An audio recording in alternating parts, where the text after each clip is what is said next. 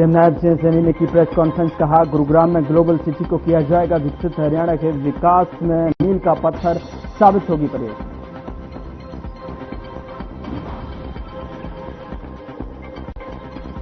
महात्मा ज्योतिबा फुले की जयंती, सीएम नायब सिंह सैनी ने किया नमन, बीजेपी प्रदेश अध्यक्ष मोहनलाल भड़ौली भी रहे साथ।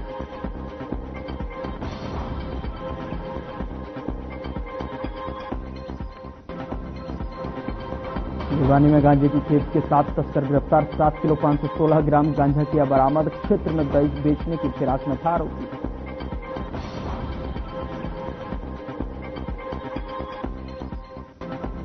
गुरुग्राम में जिला कोर्ट के पास बनी पार्किंग में हादसा, पार्किंग में खड़ी कार, ऑटो, बाइक में अचानक लगी भीषण आग, गर्मी के सीजन में बढ़ रही आग की घटना।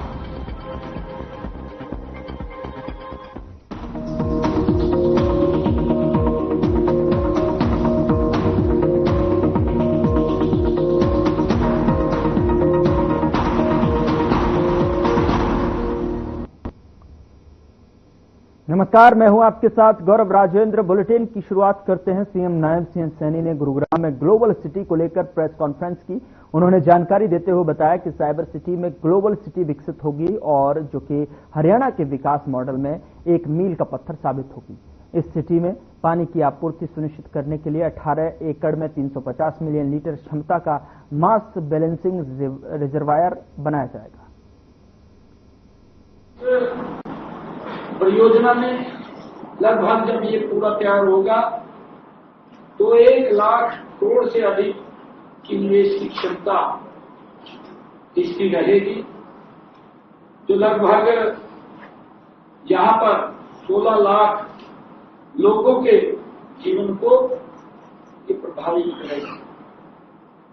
इस परियोजना के लागू होने से लगभग 5 लाख लोगों के लिए रोजगार के नए अवसर भी इसके माध्यम से खड़े होंगे।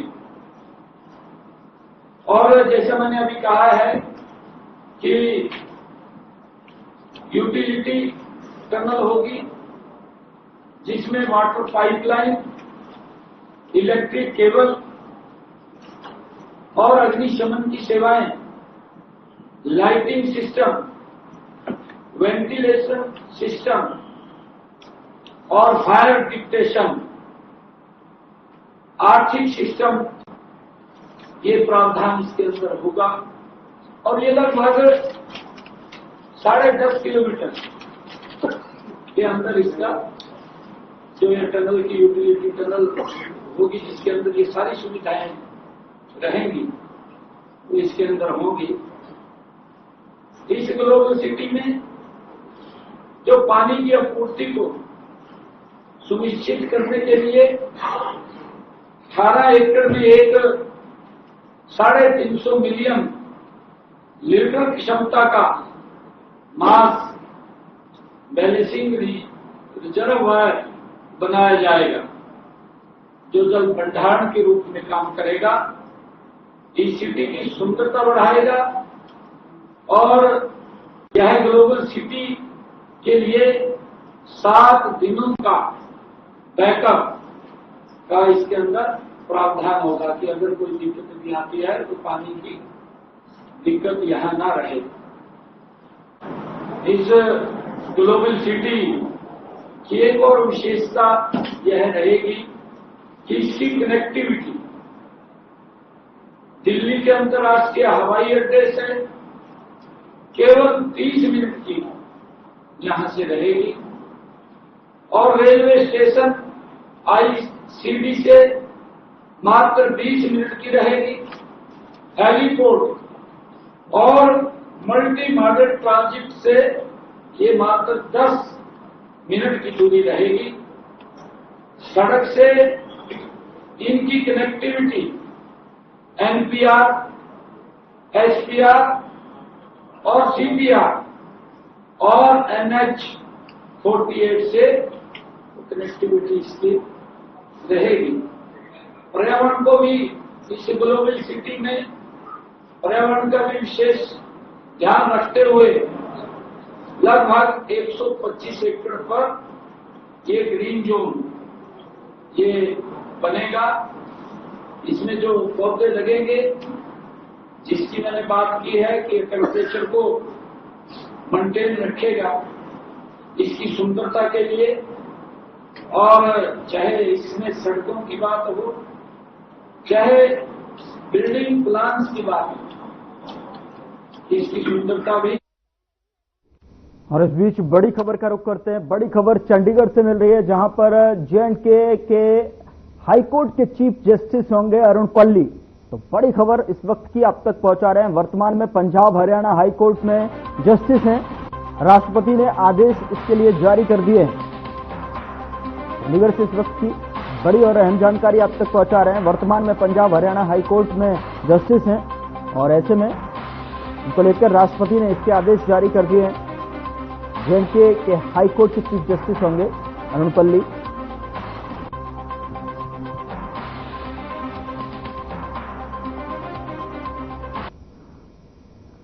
राष्ट्रपति ने आदेश जारी किए हैं। J&K हाईकोर्ट के चीफ जस्टिस के तौर पर नियुक्ति की गई है। राष्ट्रपति के आदेश की ये कॉपी आपकी टेलीविजन स्क्रीन पर।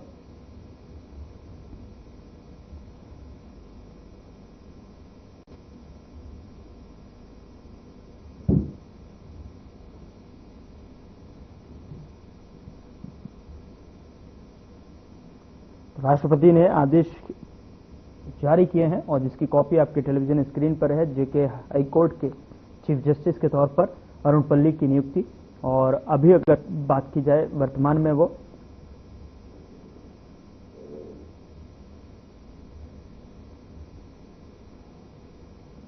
रोहतक के सुनारिया में देश की हाई सिक्योरिटी जेल का निर्माण किया जा रहा है, जिसका कारागार मंत्री डॉक्टर अरविंद शर्मा ने औचक निरीक्षण किया है। बता दें कि जेल अधीक्षक और उप जेल अधीक्षक से कैदियों के बारे में विस्तार से जानकारी ली गई है और इसे लेकर मंत्री अरविंद शर्मा ने कहा कि रोहतक में देश की आधुनिक और उच्च सुरक्षित जेल का निर्माण होता हुआ नजर आ रहा है और इसी वर्ष पूरा हो जाएगा। निर्माण चल रहा है। अत्याधुनिक उपकरणों में लैस इस जेल में गैंगस्टरों और आतंकवादियों को कड़ी सुरक्षा के बीच रखा जाएगा और इस दौरान जिला कारागार में बंद 1319 कैदियों की सुरक्षा को लेकर किए जा रहे प्रबंधों की जानकारी लेते हुए उन्हें गुणवत्ता से भरपूर खाना उपलब्ध करवाने के निर्देश दिए।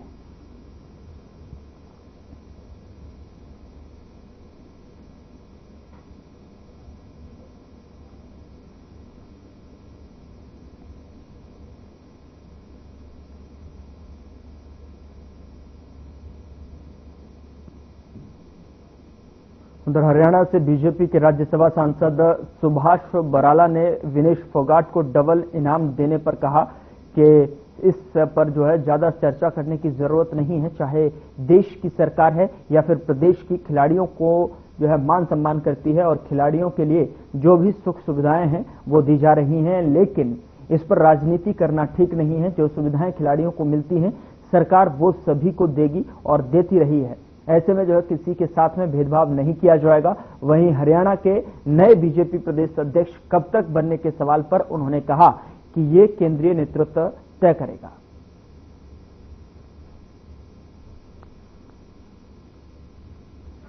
भागवत शिरोमणि धन्ना जी की जयंती जो 20 अप्रैल को जींद जिले के उचाना में मनाई जाएगी, उसका निमंत्रण देने के लिए यहाँ उपस्थित हुआ हूँ। मेरे साथ यहाँ सामाजिक संस्थाओं के प्रमुख लोग उपस्थित हैं।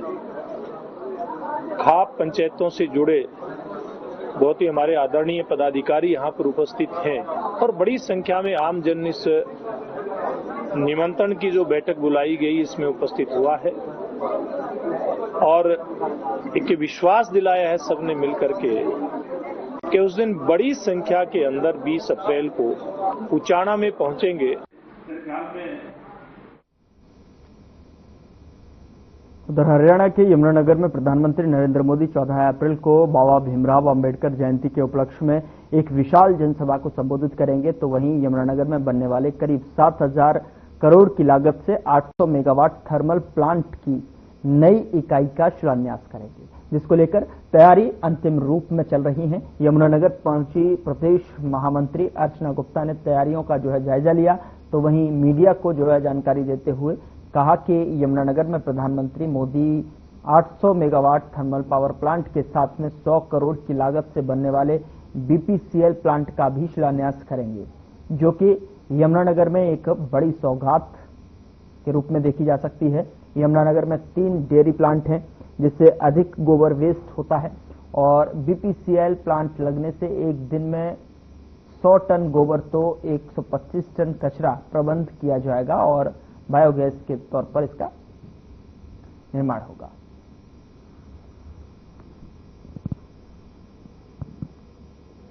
वीवीआईपी गेस्ट में जो है हमारे आदरणीय मुख्यमंत्री जी तो दोनों जगह रहने ही वाले हैं। हमारे प्रदेश अध्यक्ष आदरणीय मोहनलाल बड़ोली जी रहेंगे और साथ ही साथ हरियाणा की पूरे के पूरे मंत्रीगण, जो 42 विधानसभा जैसे मैंने आपको बताई हैं, तो 42 विधानसभाओं में जितने भी हमारे विधायक हैं, मंत्रीगण हैं, चुनाव लड़े हुए प्रत्याशी हैं, सांसदगण हैं, कुछ जैसे हिसार में रहेंगे और कुछ जो है वो यमुनानगर में रहेंगे, क्योंकि हिसार से यमुनानगर उनके लिए सबके लिए इतनी जल्दी पहुंचना संभव नहीं होगा। पर पूरी की पूरी कैबिनेट हमारी, सारे के सारे सांसदगण कुछ हिसार और कुछ यमुनानगर हमारे रहने वाले हैं।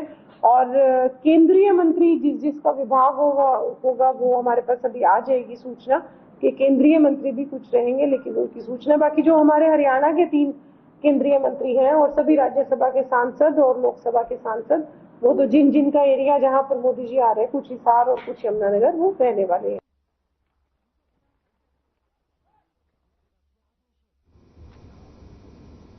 उधर प्रधानमंत्री नरेंद्र मोदी 14 अप्रैल को हरियाणा दौरे पर आ रहे हैं, जिसको लेकर पूरे देश में चर्चा है।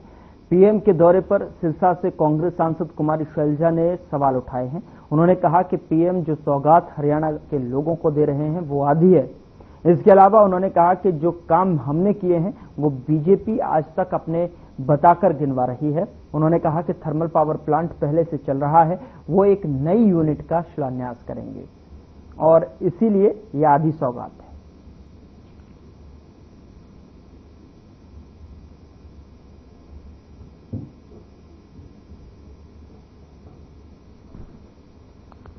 क्योंकि मुझे नहीं लगता जो 11 साल हरियाणा को कुछ नहीं दिया, आज क्या देंगे। ये भी 2 नहीं है, 1.5 है। हिसार का तो पहले से चल रहा था, उसको तो इन्होंने करना था, वायदा था इनका, आगे बढ़ाना था। इन्होंने शुरुआत तो चलो वहां से अब कर रहे हैं, लेकिन वो तो आधा मानूंगी। अच्छा, यहाँ भी पहले था तो एक नया उसमें यूनिटी लगा रहे हैं, आधा ये हो गया।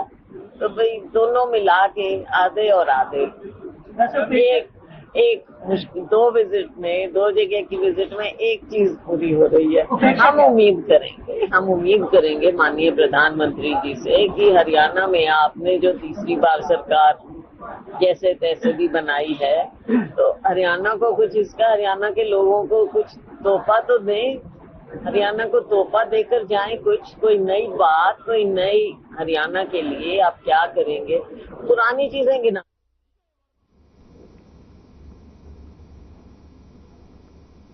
हरियाणा विद्यालय शिक्षा बोर्ड के चेयरमैन प्रोफेसर डॉक्टर पवन कुमार ने हनुमान जयंती को लेकर कहा कि हनुमान जयंती का पर्व बड़े ही धूमधाम के साथ देश भर में मनाया गया। उन्होंने कहा कि हनुमान जी के जीवन वृत्तांत से हमें बहुत कुछ सीखने को मिलता है। हनुमान जी का जीवन बेशक धार्मिक था, लेकिन उनके जीवन से हमें बहुत कुछ सीखने को मिलता है। उन्होंने कहा कि रामायण में लिखा है कि हनुमान जी को याद दिलाया जाए कि आप ये काम कर सकते हो, तो वे उस काम को कर देते थे। वैसे ही मानव को भी हार नहीं माननी चाहिए।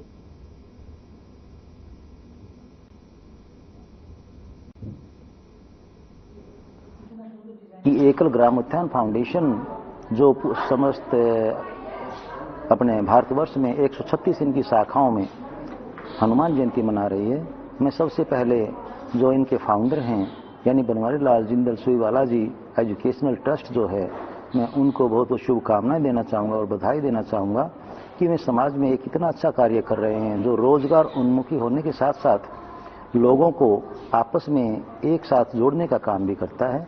और इससे न केवल आपसी भाईचारा बनता है बल्कि लोगों के अंदर एक आत्मविश्वास और स्वाभिमान भी पैदा होता है।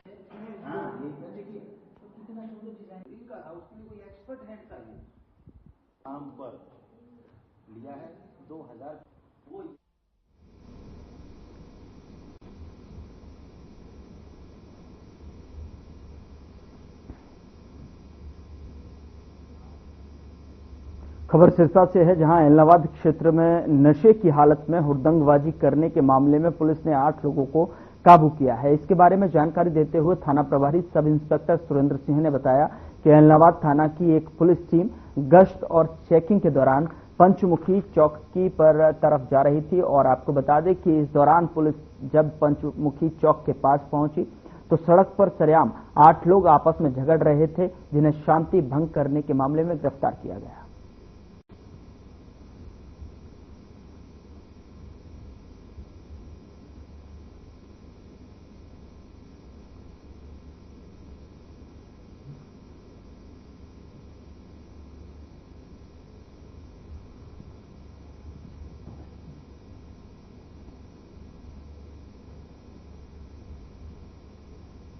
उधर सोनीपत की ओपी जिंदल यूनिवर्सिटी में हंगामा हो गया। बता दें कि एक लड़के ने अपनी गर्लफ्रेंड को सूटकेस में छुपाकर बॉयज हॉस्टल ले जाने की कोशिश की, लेकिन गार्ड्स ने पकड़ लिया, जिसका वीडियो सोशल मीडिया पर तेजी से वायरल हो गया।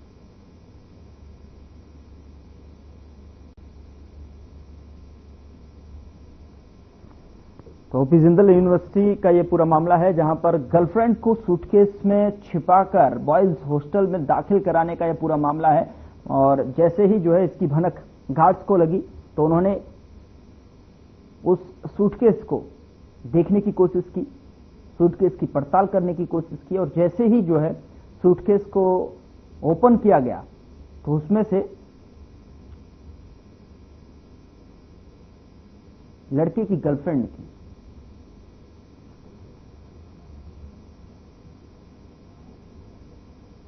उधर रतिया की अनाज मंडी में गेहूं की आवक शुरू हो चुकी है और शनिवार को रतिया एसडीएम सुरेश कुमार ने खरीद एजेंसी में ट्रांसपोर्टरों की एक अहम बैठक ली है और बैठक के दौरान एसडीएम ने सभी अधिकारियों और खरीद एजेंसी को दिशा निर्देश दिए हैं। साथ ही कहा है कि लापरवाही किसी भी सूरत में सहन नहीं की जाएगी। उन्होंने कहा कि अनाज मंडी में गेहूं लेकर आने वाले किसानों के लिए हर संभव सहायता दी जाए। साथ ही आपको बता दें कि अधिकारियों को बिजली, पानी और अन्य सुविधाएं दुरुस्त करने के भी दिशा निर्देश दिए।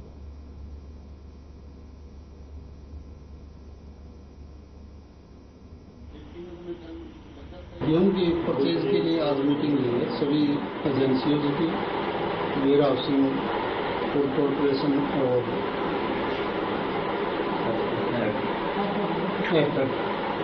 सेक्रेटरी साहब हैं, ट्रांसपोर्टर हैं, सभी बुलाए गए हैं ताकि परचेज में किसी प्रकार की कोई दिक्कत न हो और कोई समस्या आती है तो उसका मिलकर सभी तुरंत समाधान करें। इसके लिए आज मीटिंग बुलाई गई है।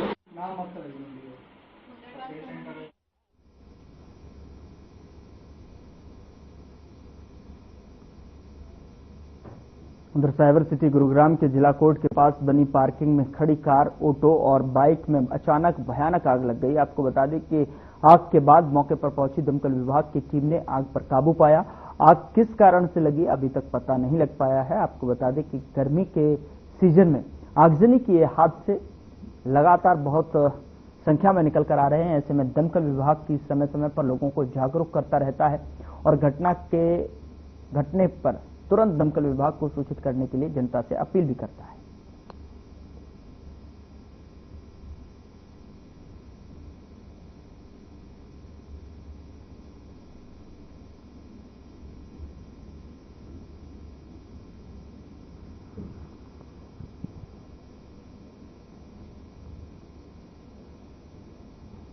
उधर नारनौल के कैलाश नगर में रहने वाले शख्स ने अपनी बेटी की शादी से पहले उसे घोड़ी पर बैठाकर बनवारा निकाला। 14 अप्रैल को लड़की की शादी होनी है। बता दें कि पिता के इस कदम की लोग जो है जमकर सराहना कर रहे हैं। लड़की को घोड़ी पर बैठाकर बनवारा निकालने के से जो है ये संदेश दिया गया है कि लड़का और लड़की एक समान है।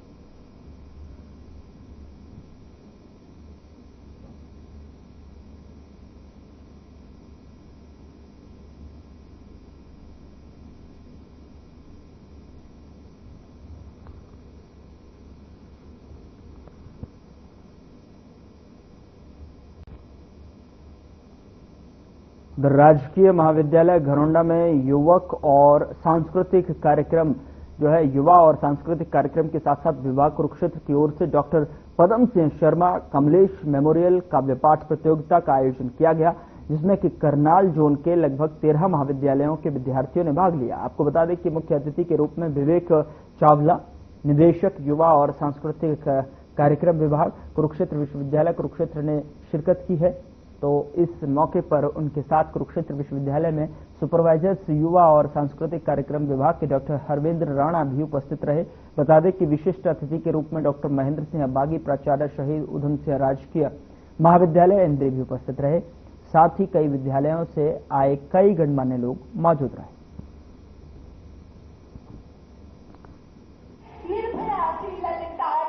कुरुक्षेत्र विश्वविद्यालय कुरुक्षेत्र ने 4 जोन में से एक जोन जो हमारा करनाल जोन है उसमें कविता पाठ का आयोजन करने का हमें मौका दिया और इस काव्य पाठ में लगभग 15-20 कॉलेजों से जो है हमारे विद्यार्थी यहाँ पर पार्टिसिपेंट के रूप में आए हैं। लगभग 26 टीम जो है वो प्रतिभागी के रूप में जो है इस काव्य पाठ प्रतियोगिता में भाग ले रही हैं। और इसी बीच हमें बड़ा हर्ष हुआ कि हमारे यूथ एंड कल्चर जो डिपार्टमेंट है कुरुक्षेत्र विश्वविद्यालय कुरुक्षेत्र का, उनके डायरेक्टर साहब हमारे डॉक्टर विवेक चावला जी हमारे बीच में आए और हमारा मनोबल बढ़ाया। चावला युवा एवं सांस्कृतिक कार्यक्रम विभाग कुरुक्षेत्र विश्वविद्यालय की तरफ से आज राजकीय महाविद्यालय घरौंडा में उपस्थित हुआ हूँ और बड़ा हर्ष का विषय है कि आज युवा एवं सांस्कृतिक कार्यक्रम विभाग कुरुक्षेत्र विश्वविद्यालय की तरफ से एक आयोजन जो है वो इस महाविद्यालय में किया गया। एक काव्य पाठ प्रतियोगिता जिसे कमलेश मेमोरियल हमारे एक पुराने अध्यापक और एक बहुत ही बड़े साहित्यकार उनकी याद में ये कार्यक्रम आयोजित किया जाता है और उसे कुरुक्षेत्र विश्वविद्यालय के युवा एवं सांस्कृतिक कार्यक्रम विभाग के द्वारा 4 अलग अलग जोन में और 4 अलग अलग महाविद्यालयों में आयोजित किया जाता है। उधर सीएम सैनी का आदेश रंग लाते हुए दिखाई दे लगा है। आपको बता दें कि सीएम सैनी द्वारा नशा करने वालों और नशा बेचने वालों के खिलाफ सख्ती से निपटने और नशे के जड़ से खत्म करने के आदेश जारी करने के बाद नशे के सौदागरों को दबोचा जा रहा है। इसी कड़ी में भिवानी पुलिस को पिछले 2 दिन में 3 एनडीपीएस के मामलों में आरोपियों को गिरफ्तार करने में सफलता मिली है। वहीं मामले की जानकारी देते हुए डीएसपी आरएन चौधरी ने कहा कि विश्वसनीय सूत्रों से सूचना प्राप्त हुई कि एक व्यक्ति अपनी मोटरसाइकिल पर भारी मात्रा में मादक पदार्थ लेकर प्रहलादगढ़ से गांव ढाणा की तरफ जा रहा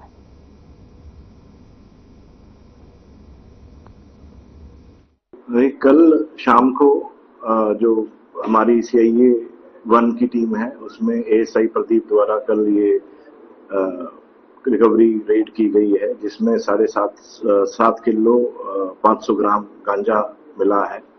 इसमें एक व्यक्ति है मनोज उर्फ मोनू जो प्रहलादगढ़ का रहने वाला है। यह प्रहलादगढ़ से ढाना नरसान की तरफ जा रहा था, जहां पे ढाना रोड के ऊपर इसको हमारी सीआईए टीम ने इंटरसेप्ट किया और जब इसको ड्यूटी मजिस्ट्रेट के समक्ष इनकी चेकिंग की गई तो इनके जो बाइक में कट्टा था उसमें से 7.5 किलो 500 ग्राम गांजा हमें मिला है।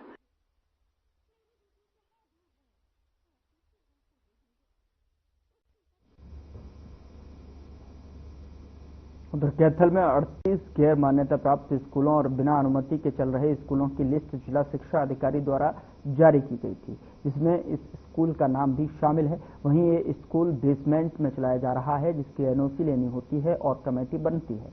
अधिकारियों ने स्कूल के संचालन के नियमों के विरुद्ध बताया कि खंड शिक्षा अधिकारी सुरेश केंदल ने बताया कि इस स्कूल को पहले भी नोटिस जारी किया गया है और अब विभाग और सीएम फ्लाइंग की टीम द्वारा यहां रेड की गई है।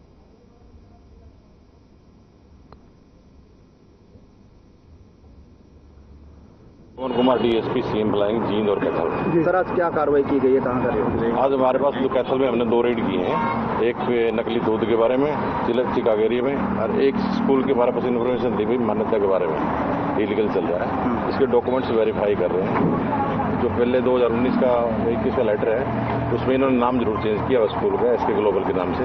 ये डॉक्यूमेंट अभी चेक करने हैं और ये अभी नरडांचल के नाम से हुआ है। हमने जो डॉक्यूमेंट अभी तक हमारे को मिले हैं उसमें ये स्कूल नाम चेंज करने का दिया है, ग्लोबल नरडांचल से ग्लोबल अकेडमी के नाम चेंज किया जाए और वो लेटर है भी है इसका, वो जो देखा हुआ है मिडिल स्कूल जो नरडांचल के नाम से चला हुआ था उसका ग्लोबल अकेडमी रखा हुआ है एसके ग्लोबल से। मेरा सीधा प्रश्न ये है हाँ कि जो स्कूल जिस नाम से चल रहा है इस नाम से इनके पास मान्यता प्राप्त कागज है या नहीं? अभी डॉक्यूमेंट वेरिफिकेशन रह रही है और बाकी ये जो स्कूल है देखो अंडरग्राउंड में भी नहीं चल सकता।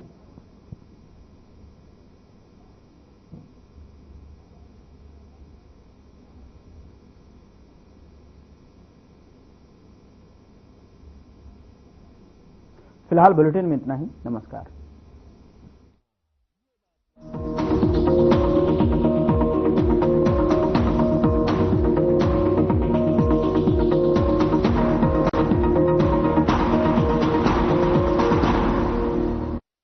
क्या रंग